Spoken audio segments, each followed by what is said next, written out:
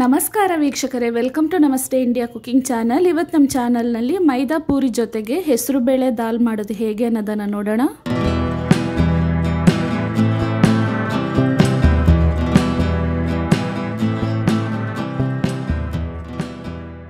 ಅರ್ಧ ಕೆಜಿಯಷ್ಟು ಮೈದಾ ಹಿಟ್ಟನ್ನು ತಗೊಂಡಿದ್ದೀನಿ. ರುಚಿಗೆ ತಕ್ಕಷ್ಟು ಉಪ್ಪನ್ನು ಹಾಕಿ ಒಂದ್ಸಲ ಚೆನ್ನಾಗಿ ಮಿಕ್ಸ್ ಮಾಡಿ ಸ್ವಲ್ಪನೇ ನೀರನ್ನು ಹಾಕಿ ಹಿಟ್ಟನ್ನು ಕಲಿಸ್ಕೊಳ್ತಾ ಇದ್ದೀನಿ.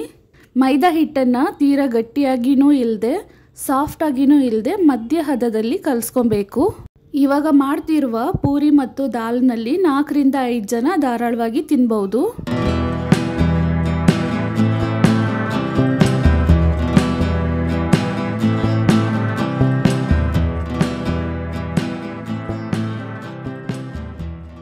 ನೋಡಿ, ಈ ರೀತಿ ಕಲಸಿರುವ ಹಿಟ್ಟನ್ನು ಚೆನ್ನಾಗಿ ನಾದ್ಕೊಬೇಕು.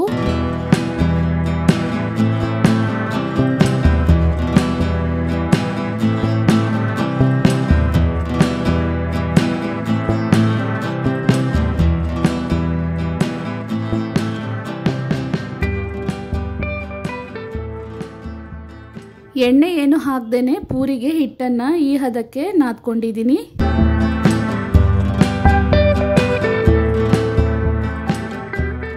ಒಂದು ತಟ್ಟೆಯನ್ನು ಹಾಕಿ ಮುಚ್ಚಿಟ್ಟು ಇದನ್ನು ಅರ್ಧ ಅವರ್ ನೆನೆಯಕ್ಕೆ ಬಿಡ್ತಾ ಇದ್ದೀನಿ. ಅಂದರೆ ದಾಲ್ ಮಾಡೋವರೆಗೂ ನೆನೆಸಿದ್ರೆ ಸಾಕು. 1/4 kg ಹೆಸರು ಬೇಳೆಯನ್ನು ತಗೊಂಡಿದ್ದೀನಿ. 1 ಮೀಡಿಯಂ ಸೈಜ್ನ ಈರುಳ್ಳಿ, 2 ಮೀಡಿಯಂ ಸೈಜ್ನ ನಾಟಿ ಟೊಮೆಟೊ ಮತ್ತು ಈರುಳ್ಳಿಯನ್ನು ಕ್ಲೀನ್ ಮಾಡಿ ಈ ರೀತಿ ಕಟ್ ಮಾಡಿ ಇಟ್ಕೊಂಡಿದ್ದೀನಿ. 1 ಕಡ್ಡಿಯಷ್ಟು ಕರಿಬೇವಿನ ಸೊಪ್ಪು, ಸ್ವಲ್ಪ ಕೊತ್ತಂಬರಿ ಸೊಪ್ಪು, 1 ಟೀ ಸ್ಪೂನ್ ಅಷ್ಟು ಶುಂಠಿ ಬೆಳ್ಳುಳ್ಳಿ ಪೇಸ್ಟನ್ನು ತಗೊಂಡಿದ್ದೀನಿ. ಒಂದು ಕುಕ್ಕರ್ನಲ್ಲಿ 125 ml ಅಷ್ಟು ಎಣ್ಣೆಯನ್ನು ಹಾಕ್ತಾ ಇದ್ದೀನಿ. ಎಣ್ಣೆ ಚೆನ್ನಾಗಿ ಬಿಸಿ ಆದಮೇಲೆ 1 ಟೀ ಸ್ಪೂನ್ ಸಾಸಿವೆಯನ್ನು ಹಾಕ್ತಾ ಇದ್ದೀನಿ. ಸಾಸಿವೆ ಚೆನ್ನಾಗಿ ಸಿಡಿದಾದ್ಮೇಲೆ ಅರ್ಧ ಟೀ ಸ್ಪೂನ್ ಜೀರಿಗೆಯನ್ನು ತುಂಬ ಸೀದು ಹೋಗಕ್ಕೆ ಬಿಡಬಾರ್ದು. ಜೀರಿಗೆ ಲೈಟ್ ಕಂದು ಬಣ್ಣಕ್ಕೆ ಬಂದಿದ ತಕ್ಷಣ ಈರುಳ್ಳಿ ಕರಿಬೇವಿನ ಸೊಪ್ಪನ್ನು ಹಾಕ್ತಾ ಇದ್ದೀನಿ. ಇದನ್ನು ಸ್ವಲ್ಪ ಹುರ್ಕೊಂಡ್ರೆ ಸಾಕು.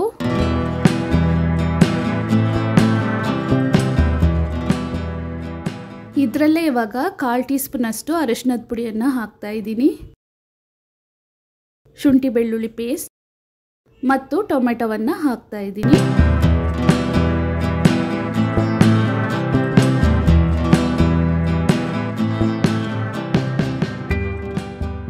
ರುಚಿಗೆ ತಕ್ಕಷ್ಟು ಕಲ್ಲುಪ್ಪನ್ನು ಹಾಕ್ತಾ ಇದ್ದೀನಿ. ಗಟ್ಟಿಯಾದ ದಾಲನ್ನು ಮಾಡ್ತಿರೋದ್ರಿಂದ ಉಪ್ಪನ್ನು ಸ್ವಲ್ಪ ಕಡಿಮೆನೇ ಹಾಕೊಬೇಕು. ಟೊಮೆಟೊ ಚೆನ್ನಾಗಿ ಮ್ಯಾಶ್ ಆಗೋವರೆಗೂ ಬಾಡಿಸ್ಕೊಬೇಕು. ಇದರಲ್ಲೇ ಇವಾಗ 1.5 ಟೀ ಸ್ಪೂನ್ ಅಷ್ಟು ಅಚ್ಚ ಖಾರದ ಪುಡಿ ಮತ್ತು ಧನಿಯಾ ಪುಡಿಯ ಮಿಶ್ರಣವನ್ನು ಹಾಕ್ತಾ ಇದ್ದೀನಿ. ಹೆಸರು ಬೇಳೆಯನ್ನು ಹಾಕಿ ಇದರಲ್ಲೇ 1 ನಿಮಿಷದವರೆಗೂ ಚೆನ್ನಾಗಿ ಬಾಡಿಸ್ಕೊಬೇಕು.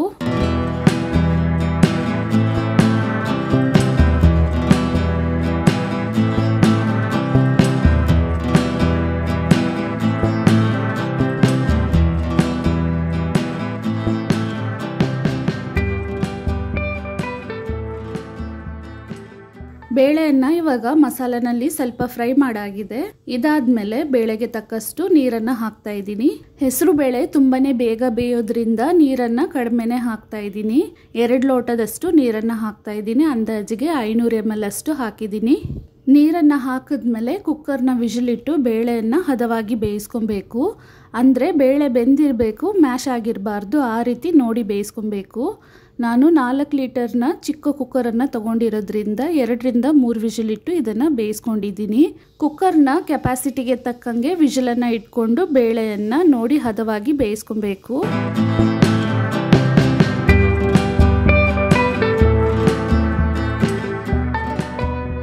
ವಿಜಿಲಾಗಿ ಕುಕ್ಕರ್ ಇವಾಗ ತಣ್ಣಗಾಗಿದೆ. ಮುಚ್ಚಳವನ್ನು ತೆಗಿತಾ ಇದ್ದೀನಿ. ನೋಡಿ, ಬೇಳೆ ಚೆನ್ನಾಗಿ ಬೆಂದಿದೆ, ಆದರೆ ಮ್ಯಾಶ್ ಆಗಿಲ್ಲ. ಈ ರೀತಿನೇ ಬೇಯಿಸ್ಕೊಬೇಕು. ಇವಾಗ ನೀರನ್ನು ಹಾಕಿ ಇದನ್ನು ದಾಲ್ ಹದಕ್ಕೆ ತರಬೇಕು.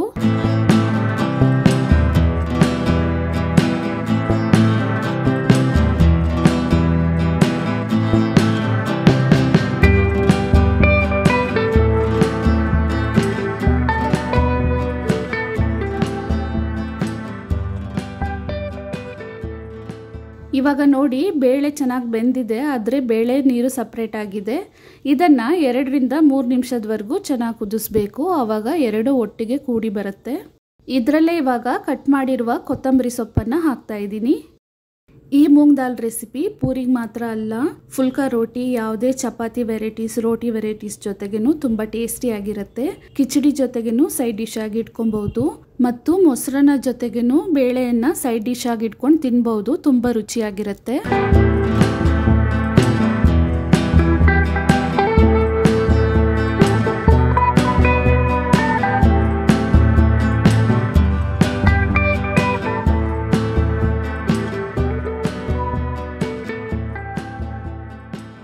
ಬೇಳೆಯನ್ನು 2 ರಿಂದ 3 ನಿಮಿಷದವರೆಗೂ ಚೆನ್ನಾಗಿ ಕುದಿಸಿದ್ಮೇಲೆ ಈ ರೀತಿ ಆಗತ್ತೆ.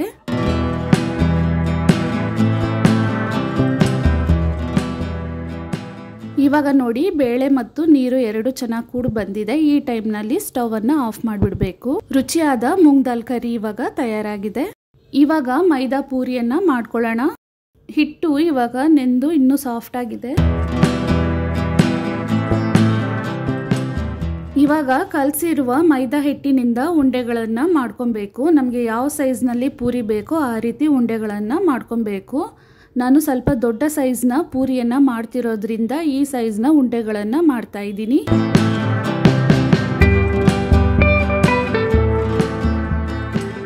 ಉಂಡೆಯನ್ನು ಹಿಟ್ಟಿನಲ್ಲಿ ಅದ್ಬಿಟ್ಟು ಲಟ್ಟಿಸ್ಕೊಳ್ತಾ ಇದ್ದೀನಿ. ತುಂಬ ದಪ್ಪನೂ ಇರಬಾರ್ದು, ತೀರಾ ತೆಳುನೂ ಇರಬಾರ್ದು, ಆ ರೀತಿ ಉಂಡೆಯನ್ನು ಲಟ್ಟಿಸ್ಕೊಬೇಕು.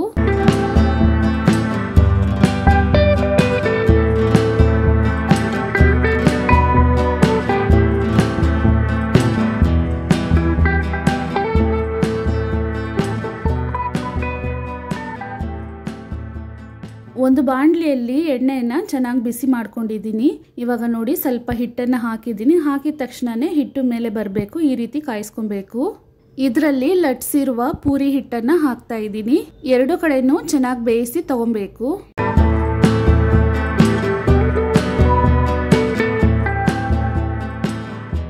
ಇವಾಗ ತಿರುಗಿಸಿ ಹಾಕ್ತಾ ಇದ್ದೀನಿ. ಮೈದಾ ಪೂರಿ ಆಗಿರೋದ್ರಿಂದ ಈ ಬಣ್ಣಕ್ಕೆ ಬಂದಿದ ತಕ್ಷಣನೇ ತೆಗಿಬಹುದು, ಬೆಂದಿರತ್ತೆ. ಇಲ್ಲ ಅಂದರೆ ಇನ್ನೂ ಸ್ವಲ್ಪ ರೋಸ್ಟ್ ಬೇಕಾದರೆ 2ನೇ ಪೂರಿಯನ್ನು ಮಾಡಿದ್ದೀನಿ, ಆ ಬಣ್ಣಕ್ಕೂ ತೆಗಿಬಹುದು.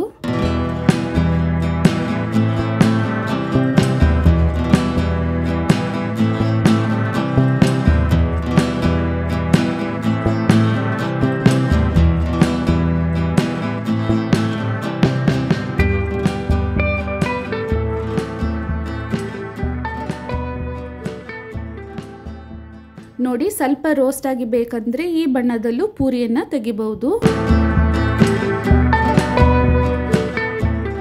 ಇವಾಗ ತುಂಬಾನೇ ರುಚಿಯಾದ ಮೈದಾ ಪೂರಿ ಮತ್ತು ಮೂಂಗ್ ದಾಲ್ ರೆಸಿಪಿ ತಯಾರಾಗಿದೆ. ವೀಕ್ಷಕರೇ, ಈ ರೆಸಿಪಿ ನಿಮಗೆ ಇಷ್ಟ ಆಗಿದ್ದರೆ ನಮ್ಮ ಚಾನಲನ್ನು ಲೈಕ್ ಮಾಡಿ, ಸಬ್ಸ್ಕ್ರೈಬ್ ಮಾಡೋದನ್ನು ಮರೆಯಬೇಡಿ. ಧನ್ಯವಾದಗಳು.